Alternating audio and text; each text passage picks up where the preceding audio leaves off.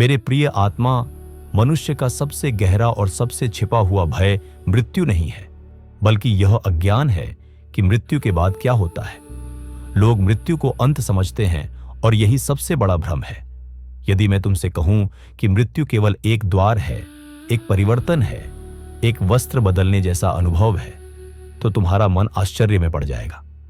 पर आत्मा के लिए मृत्यु कभी अंत नहीं होती। मैंने अपने जीवन में यह सत्य प्रत्यक्ष रूप से जाना है कि आत्मा अमर है। शरीर गिर जाता है, श्वास रुक जाती है, पर चेतना बनी रहती है। मृत्यु के क्षण में जो वास्तव में होता है वह यह है कि आत्मा शरीर और इंद्रियों से अपना ध्यान हटा लेती है। जैसे नींद में तुम संसार से कट जाते हो, वैसे ही मृत्यु में आत्मा स्थूल शरीर से अलग हो जाती है। मृत्यु डरावनी नहीं है, डर अज्ञान से पैदा होता है।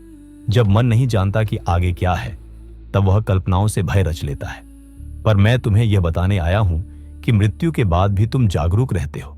तुम शून्य में नहीं खो जाते। तुम वही होते हो जो तुम अभी हो, केवल शरीर के बिना। बहुत से लोग सोचते हैं कि मृत्यु के बाद तुरंत स्वर्ग या नरक मिलता है।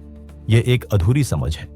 आत्मा पहले सूक्ष्म लोक में प्रवेश करती है, जहां उसकी चेतना, कर्म और इच्छाएं उसे दिशा देती है। जो आत्मा जीवन में जैसी थी, मृत्यु के बाद भी वही बनी रहती है। मृत्यु तुम्हें बदलती नहीं, वह तुम्हें उजागर करती है। यदि जीवन में मन अशांत था, तो मृत्यु के बाद भी अशांति बनी रहती है। यदि जीवन में शांति थी, तो मृत्यु के बाद भी शांति साथ जाती है। इसलिए मैंने सदा कहा है कि मृत्यु की तैयारी जीवन में ही होती है, अंतिम क्षण में नहीं। याद रखो, मृत्यु कोई दंड नहीं है। यह आत्मा को विश्राम देने का अवसर है, पुनः सीखने का और आगे की यात्रा के लिए तैयार होने का। पर यह यात्रा अंधकार में नहीं होती, यह यात्रा चेतना के नियमों के अनुसार होती है। मेरे प्रिय, मृत्यु के क्षण के बाद आत्मा अचानक किसी अज्ञात शून्य में नहीं गिरती, वह पूरी तरह जागरूक रहती है। वास्तव में कई आत्माएं यह भी नहीं समझ पाती कि शरीर छूट चुका है। वे अपने आसपास की दुनिया को वैसा ही अनुभव करती हैं जैसे पहले करती थी, पर बिना शरीर के बंधन के। मृत्यु के बाद आत्मा सबसे पहले सूक्ष्म लोक में प्रवेश करती है। यह लोक न तो स्थूल संसार जैसा है और न ही पूरी तरह दिव्य। यह एक मध्य अवस्था है, जहां चेतना अपने कर्मों, इच्छाओं और आदतों के अनुसार अनुभव करती है।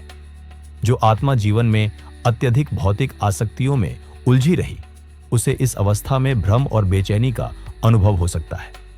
बहुत सी आत्माएं इसलिए भटकती रहती हैं क्योंकि वे अपने शरीर से पहचान नहीं छोड़ पाती। वे अपने घर, अपने प्रियजनों, अपनी अधूरी इच्छाओं से बंधी रहती हैं। यही कारण है कि मैंने सदा सिखाया है कि आसक्ति ही दुख का मूल है, चाहे जीवन में हो या मृत्यु के बाद। जो आत्मा जीवन में ध्यान, भक्ति और आत्मचिंतन में लगी रही, वह मृत्यु के बाद प्रकाश, शांति और विस्तार का अनुभव करती है। उसके लिए सूक्ष्म लोक डरावना नहीं होता, बल्कि परिचित और सौम्य होता है। उसकी चेतना ऊपर की ओर उठती है, हल्की हो जाती है। यह भी सत्य है कि मृत्यु के बाद कोई तुम्हें दंड देने नहीं आता। न कोई न्यायाधीश बैठा होता है, न कोई बाहरी शक्ति तुम्हें दोषी ठहराती है। आत्मा स्वयं ही अपने कर्मों का अनुभव करती है। चेतना ही न्याय है। जो तुमने बोया है वही तुम्हारे अनुभव बनते हैं। मृत्यु के बाद का अनुभव समय के बंधन से भी मुक्त होता है। वहां समय वैसा नहीं चलता जैसा पृथ्वी पर चलता है। कुछ क्षण लंबे लग सकते हैं और कुछ अनुभव एक साथ घट सकते हैं। आत्मा धीरे धीरे अपने अगले चरण के लिए तैयार होती है। मेरे प्रिय आत्मा, अब मैं तुम्हें उस गूढ़ नियम के बारे में बताने जा रहा हूं जो मृत्यु के बाद आत्मा की अगली यात्रा को निर्धारित करता है। यह नियम है कर्म और इच्छा का नियम। पुनर्जन्म कोई संयोग नहीं है और न ही कोई दंड। यह चेतना की स्वाभाविक गति है। मृत्यु के बाद आत्मा अपने साथ शरीर नहीं ले जाती, पर वह अपने कर्मों की स्मृति, इच्छाओं की छाप और अधूरी वासनाएं अवश्य ले जाती है। यही सूक्ष्म बीज होते हैं जो अगले जीवन का निर्माण करते हैं। जिस प्रकार एक बीज में पूरा वृक्ष छिपा होता है, उसी प्रकार आत्मा के भीतर अगला जीवन छिपा होता है। यदि जीवन में बहुत सी इच्छाएं अधूरी रह गई हों, यदि मन भोग, सत्ता, प्रेम या भय से बंधा रहा हो, तो आत्मा पुनः पृथ्वी पर लौटने के लिए आकर्षित होती है, क्योंकि चेतना वही अनुभव करना चाहती है जिसे वह समझ नहीं पाई, पूरा नहीं कर पाई या पार नहीं कर पाई।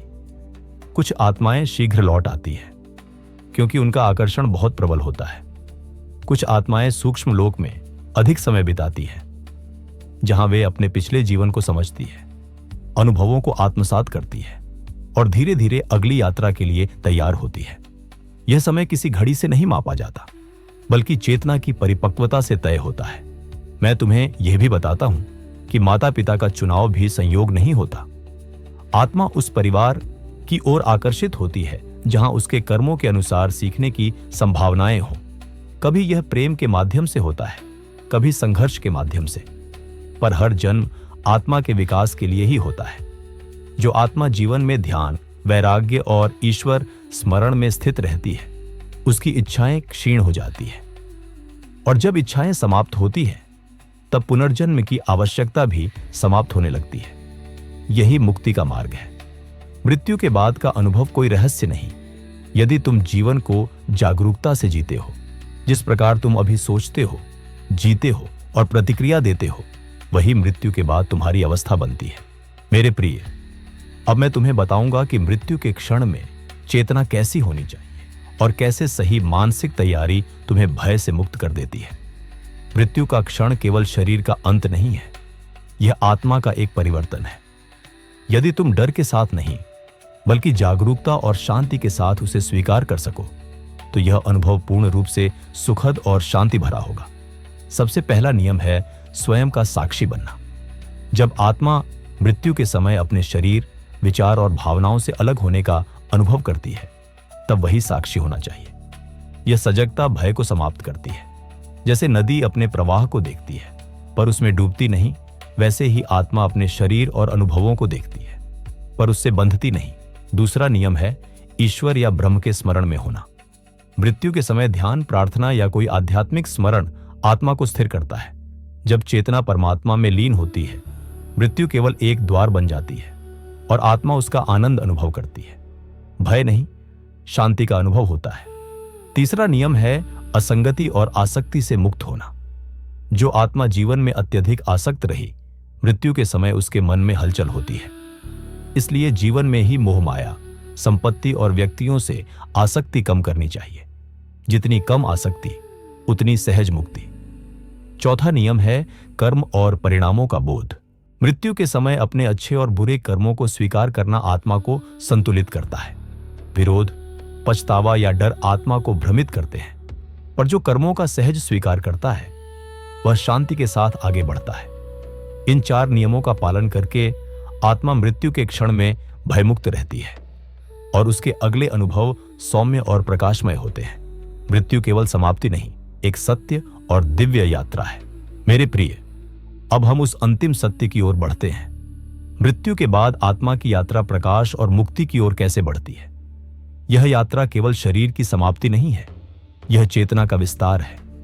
जो आत्मा जीवन में जागरूक, ध्यानमय और ईश्वर स्मरण में रही, वह मृत्यु के बाद प्रकाशमय अनुभव की ओर सहज रूप से बढ़ती है। आत्मा सबसे पहले अपने पिछले जीवन के अनुभवों का अवलोकन करती है। जीवन में किए गए कर्म, अधूरी इच्छाएं और अनुभव, ये सब सूक्ष्म रूप में उपस्थित होते हैं। यह अवलोकन किसी दंड के लिए नहीं, बल्कि स्वयं की समझ के लिए होता है। आत्मा देखती है कि उसने क्या सीखा और क्या सीखना अभिशेष है। फिर आत्मा धीरे धीरे ऊर्जा और प्रकाश के क्षेत्रों की ओर बढ़ती है। ये क्षेत्र स्थूल संसार से परे है, जहां चेतना के अनुरूप अनुभव होते हैं। जो आत्मा प्रेम, करुणा और साधना में रही, वह इस क्षेत्र में आनंद, शांति और व्यापक चेतना का अनुभव करती है। वहां समय और स्थान की सीमाएं समाप्त हो जाती है और आत्मा अपनी सच्ची दिव्यता का अनुभव करती है। कुछ आत्माएं पुनः जन्म के लिए आकर्षित होती हैं।